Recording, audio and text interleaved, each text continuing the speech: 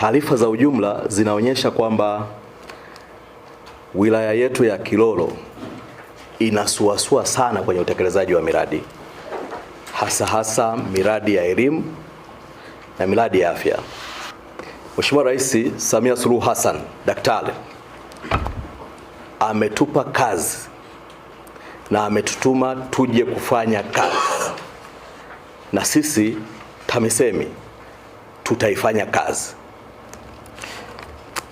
Tumeshaleta hapa fedha bilioni 4.45 kutoka serikali kuu, zimeletwa hapa kwa lengo la kukamilisha ujenzi wa sekondari hii, lakini mpaka sasa haijakamilika.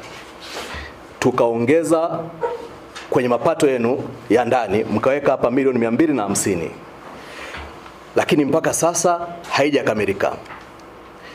Mkaongeza karibia milioni 14, lakini mpaka sasa haijakamilika.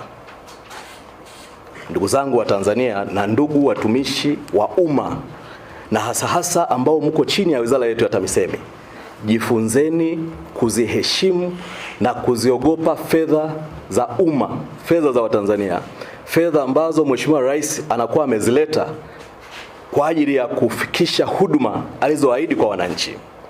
Jambo hili halikubaliki. Maeneo yote ambako tumetekeleza miradi hii tumetoa bilioni 4.45 na miradi imekamilika. Hapa kwenu mko bilioni 4.7 na bado mradi haujakamilika. Ninamwelekeza Katibu Mkuu TAMISEMI, muhasibu kwa maana ya mkuu wa idara ya fedha hapa wilaya ya Kilolo, asimame kupisha uchunguzi.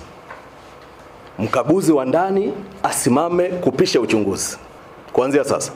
Na ninamwelekeza Katibu Mkuu TAMISEMI alete tume yetu ya wizara, tume wataalamu wa ukaguzi na ufuatiliaji wa fedha, waje hapa na ndani ya siku 14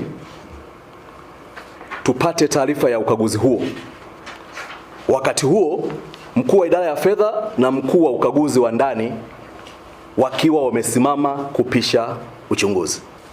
Si tu hivyo, ninamwelekeza Katibu Mkuu TAMISEMI kuwapangia kazi nyingine afisa elimu wa wilaya sekondari, afisa taaluma wa wilaya sekondari, afisa elimu wilaya msingi na afisa taaluma wilaya msingi.